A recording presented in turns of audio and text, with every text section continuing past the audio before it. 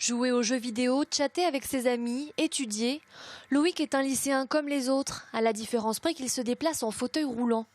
Atteint de la myopathie de Duchenne, il a perdu l'usage de ses jambes à l'âge de 9 ans.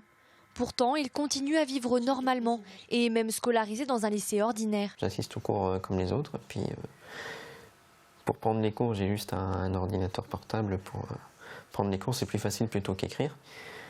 Mais après, sinon, je suis avec les autres, normal.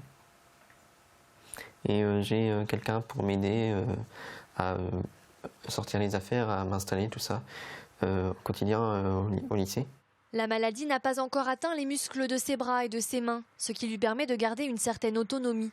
Au lycée, il bénéficie d'un aménagement d'emploi du temps pour coupler études et prise en charge. Après plusieurs séances de kiné, d'ergothérapie, il prépare le bac qu'il passe en fin d'année.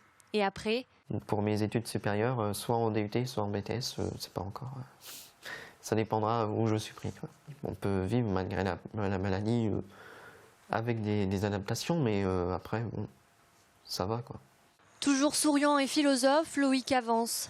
Il peut compter sur le soutien indéfectible de sa mère, Viviane, qui a arrêté de travailler pour s'occuper de lui. Et si leur lien est très fort, le quotidien n'est pas toujours évident. La difficulté que je rencontre, moi, c'est de rester maman.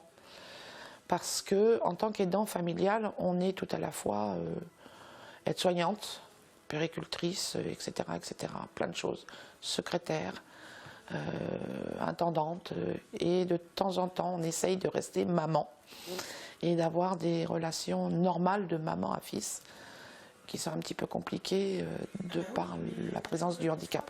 Si Viviane sait que les recherches avancent, elle reste lucide. Le temps de la recherche et l'avancée de la maladie de son fils ne sont pas les mêmes. Stopper l'avancée de la maladie, ça serait génial pour lui. Pour lui, ça serait génial. Stopper là, tel qu'il est maintenant.